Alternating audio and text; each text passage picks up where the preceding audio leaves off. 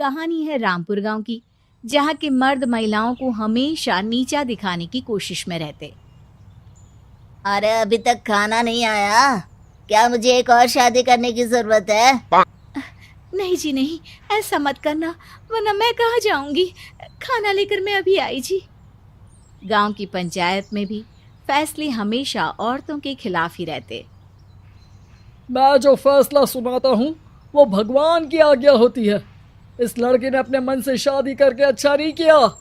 लड़के को घर भेज दो और इसकी शादी इसकी जाति की किसी लड़के से करवा दो, लेकिन ये लड़की, इसे तो गांव के बाहर निकाल दो। नहीं नहीं जमींदार साहब, ये क्या बोल रहे हैं? ऐसा नहीं हो सकता। मेरी बेटी मासूम है, इसे अच्छे बुरे की समझ नहीं है। अरे कहाँ जाएगी ये बेचारी? कहाँ जाएगी? इतनी चिंता है तो पूरे परिवार का गांव निकाला कर देते हैं। बेचारे पूरे बसे बसाए परिवार को गांव छोड़ना पड़ता है। चाहे जो हो, अगर बेटियों को कंट्रोल नहीं कर सकते तो गांव में रहने का कोई मतलब नहीं है। यहाँ औरतों को दब कर रहना होगा। कोई भी अपने हिसाब से कुछ नहीं कर सकता, सब ईश्वर की मर्जी से ही होगा।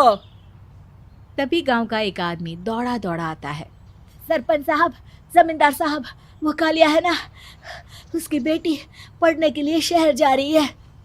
अच्छा, ये कब हो गया? और कालिया की हिम्मत कैसे हो गई ऐसा करने की? लेकर आओ उसे और उसकी बेटी को। बस फिर क्या था, हाजिर हो जाते हैं कालिया और उसकी बेटी सरपंच के सामने।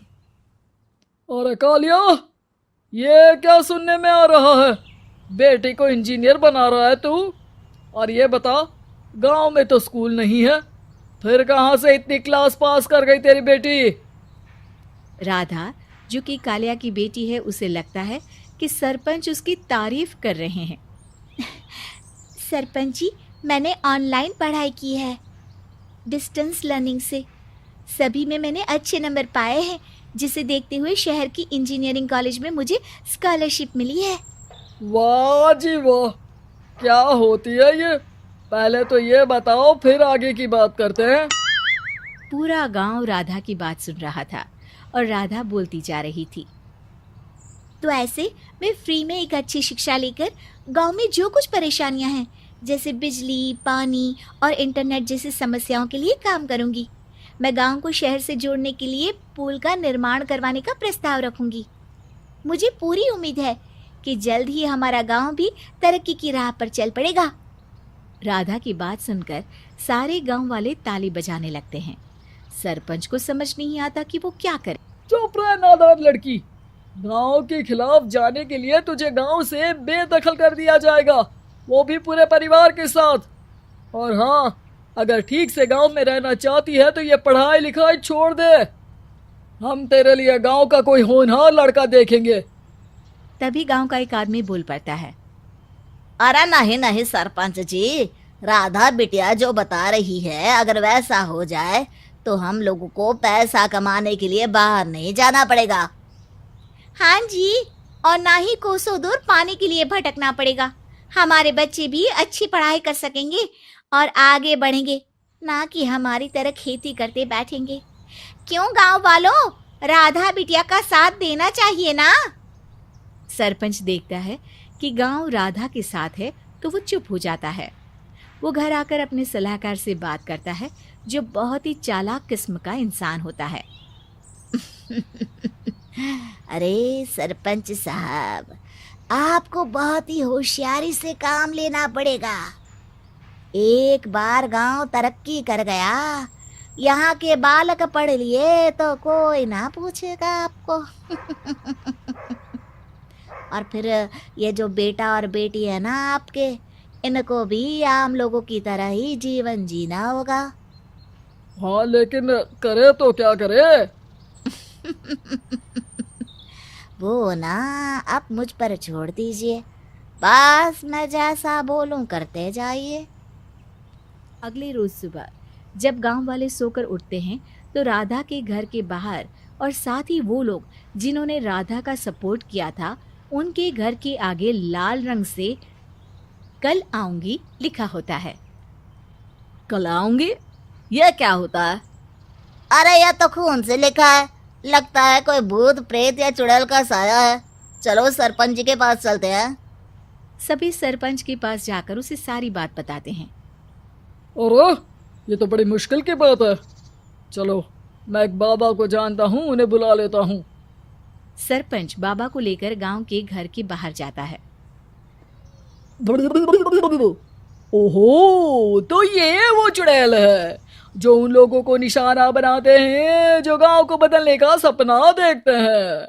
वो गांव को ऐसे ही संपन्न देखना चाहती है। वो नहीं चाहती कि कोई बाहरी यहाँ का कायाकल्प करे।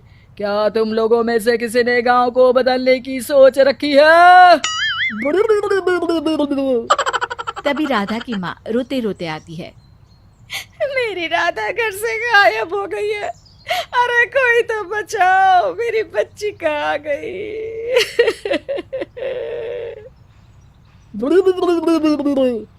ले गई वो चुड़ैल, तेरी बच्ची को ले गई। अब वो उसे श्रापित करके छोड़ेगी, उस पर चुड़ैल का साया हो जाएगा। तभी बुरी सी हालत में राधा भी वहां आ जाती है।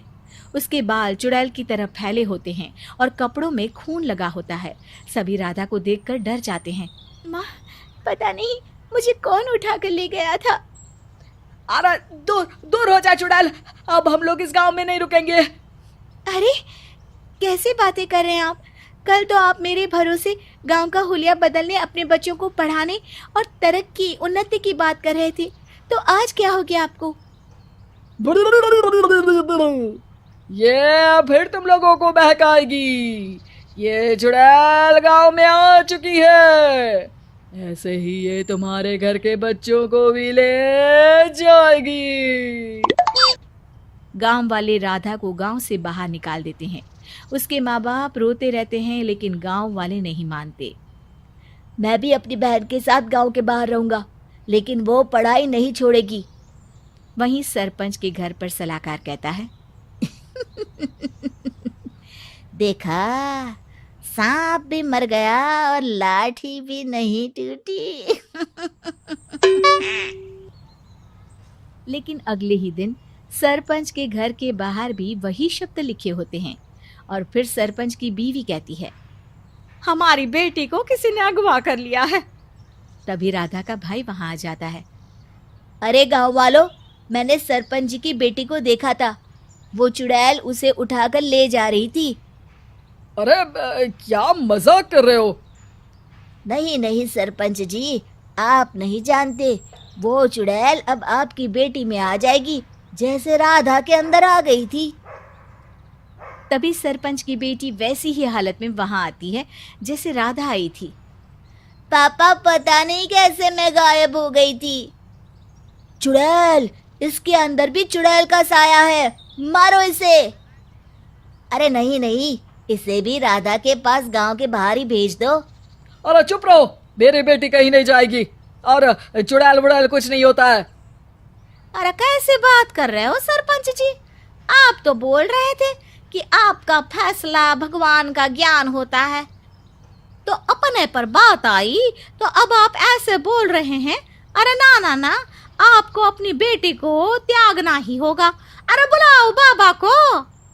राधा का भाई बाबा को ले आता है, जिसे अब गांव वालों के डर के कारण सच बोलना पड़ता है। मैं कोई बाबा नहीं हूँ, मैं तो मोची था। ये सलाहकार महोदय ने मुझे कहा था एक्टिंग करने को।